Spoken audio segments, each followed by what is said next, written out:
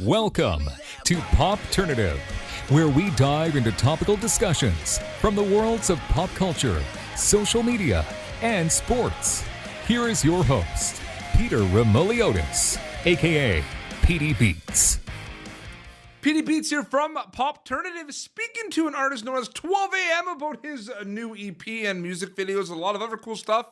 Welcome to the show, man. It's good to see you.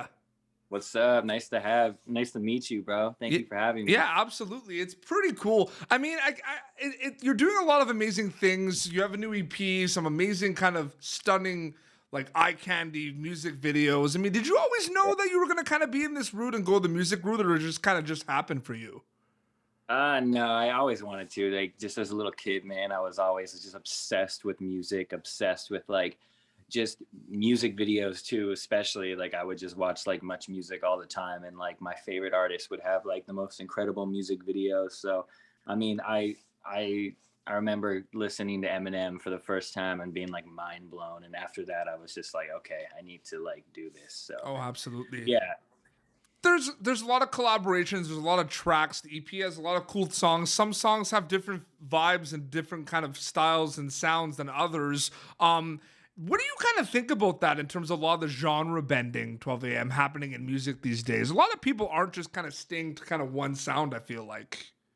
Yeah, it's it's one of those things where it's just like I love all types of music. Yep. And I just appreciate all forms. And I think from being from Toronto and then moving to LA and working with like a lot of different producers, Yep.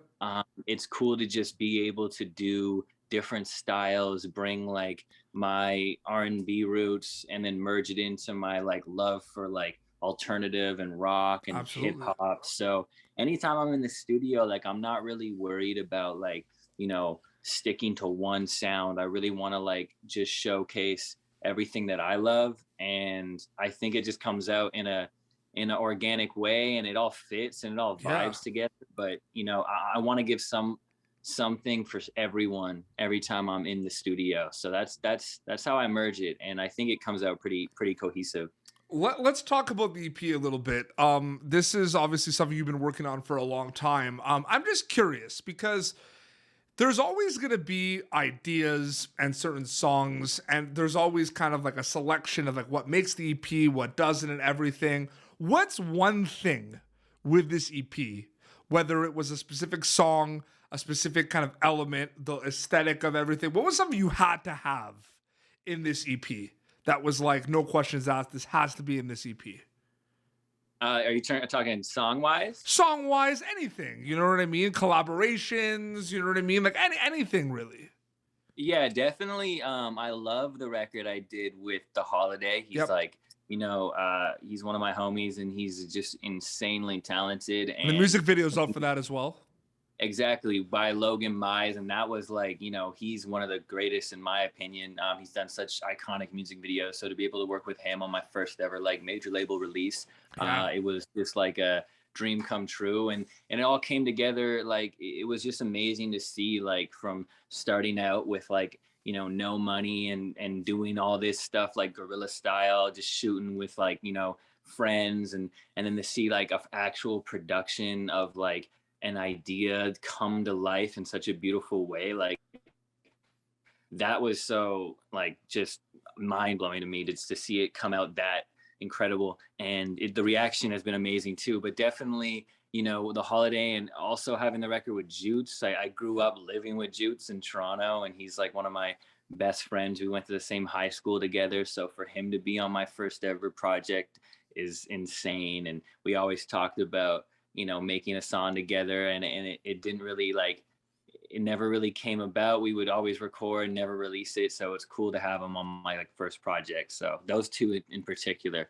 Do you feel like with collaborations, there's like a misconception in terms of like how they come to be pretty much, man? Like in terms of like, I feel like some obviously, labels and managements are involved and introduce each other and everything, but some of them are just straight up like buddies that grew up together.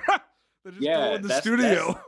Yeah, that's how it usually is with sorry, my voice is weird. That's how it usually is with like the type of features I have on my EP and then on my upcoming project, I really like to work with people that it just happens. I don't like going out and like finding people and emailing them, you know what I mean? I like to just be in the studio with them or vibe with them or become friends, and then like organically it happens.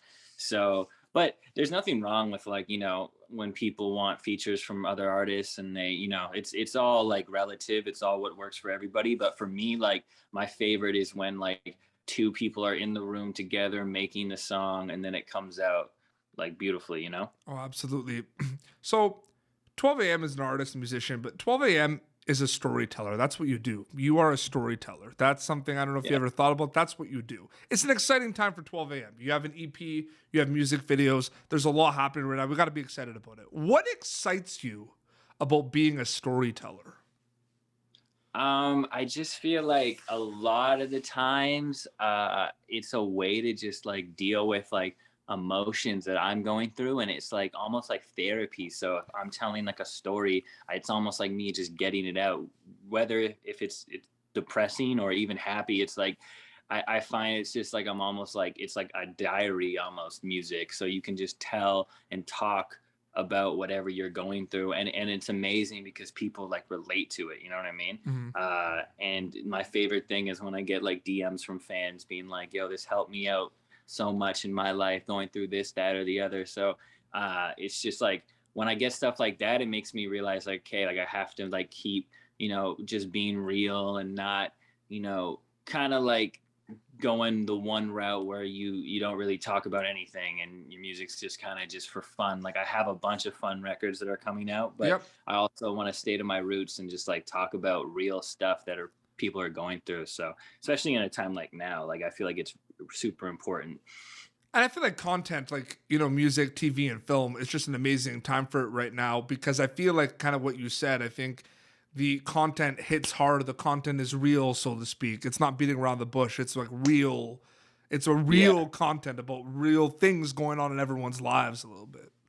Yeah, exactly. Nah, and I want like people to relate to it too, and I feel like they do, and Mhm. it's just fun. It's just cool to like, anytime I do shows and stuff, Yep. and have people tell me their stories. I also like love hearing other people's stories because it helps me like sometimes I don't even have to tell my story. I can tell somebody else's story, you know what I mean? Oh, And 100%. yeah, exactly. And it's just good. It's just like I feel like that's what music should be about. It should be about like telling stories, and it's basically like an audio version of a movie. That's how I look at everything. I want everything to be super cinematic. That's amazing. No, seriously. We're gonna do before we wrap up this interview, we're gonna do a segment called Name Three. But before that, Ski Mask. That's a song I really enjoy by 12 a.m. That was a song that I think there was a lot of hype around that release. I think people were really excited about that when it came out. Is there anything you could tell us specifically about that song? I'm just asking this because I'm curious because I'm a fan of that song.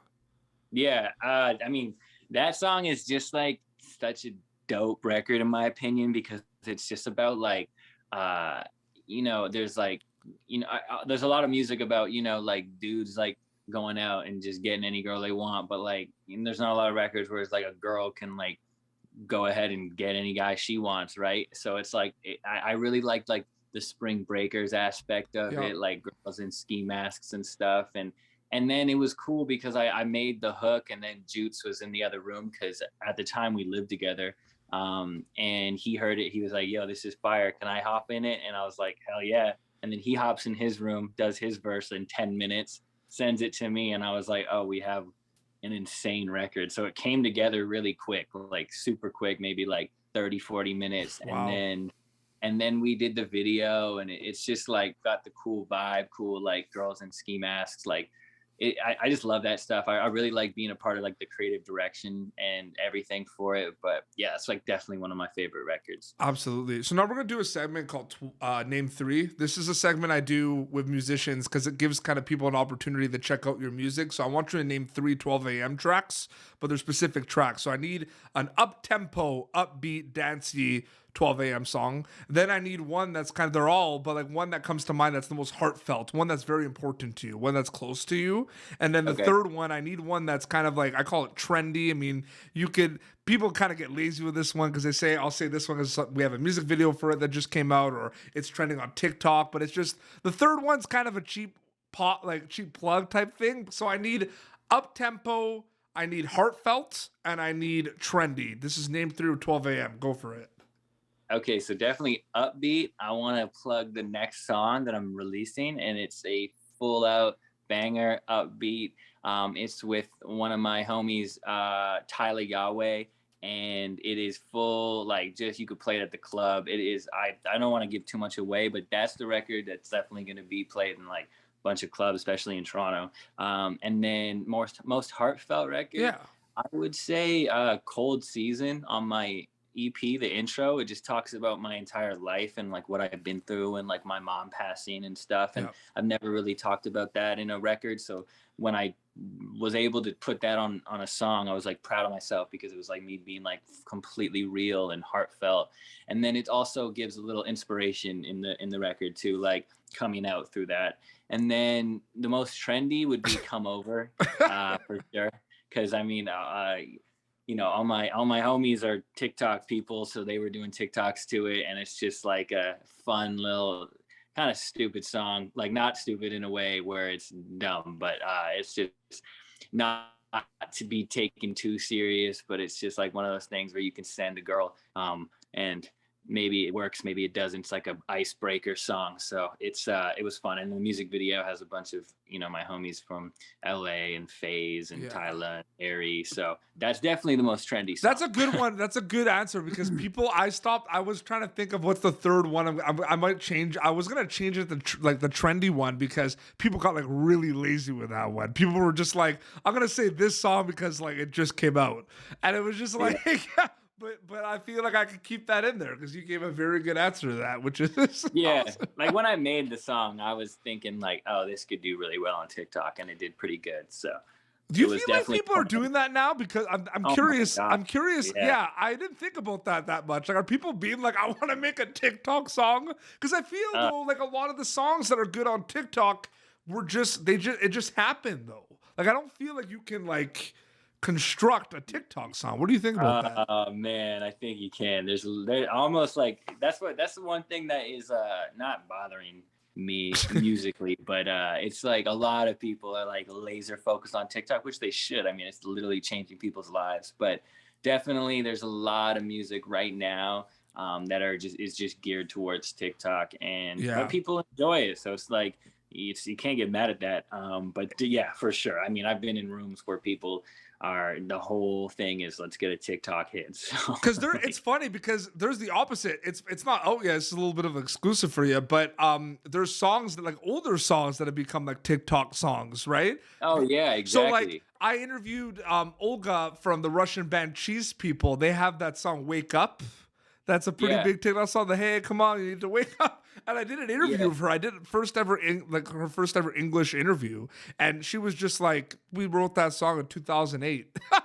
And it's crazy. It's a huge TikTok song, and because of that, they like got back together, the band, and they're making new music. No, that would definitely get a band together, especially because like you get one kid who's got, you know, X amount of followers on TikTok and he just likes a record and he does one video. And I mean, it even happens with businesses too. Like some kid finds a thrift store in Los Angeles and says, oh my God, everybody's got to go. And it gets 5 million views and their whole store gets. But that's the goal too, right? With music as well. It's one piece of content, right? You need one to get like millions, and then it's kind of game over. Like that's the goal though. Yeah, you just throw things at the wall at TikTok and hope it sticks. And then when one sticks, you're out of here. Oh, absolutely. It's great. 12 a.m. Thank you so much for coming on Popternative. I really enjoyed chatting with you, man. Of course. Thank you so much for having me. So people can check out your music wherever they listen to music. They can check it out, right? The EP's out. Like they could just check it out, basically. Yeah, every After Midnight is out everywhere. Spotify, Apple Music, Deezer, Tidal, YouTube, whatever you listen to music. Amazon, especially. Shout out to them. Shout out to Apple too, Spotify, everyone. And follow me on Instagram at 12 a.m. And I hope you guys love the album. It's been amazing talking to you. Absolutely. This has been Popternative, youtube.com/Popternative for previous episodes. Until next time, this is 12 a.m. and PD Beats signing off. Thank you for tuning in to Popternative. Make sure to check out our past episodes of Popternative on YouTube. Be sure to like Popternative on Facebook and follow us on Twitter. This has been an Autograph Communications production.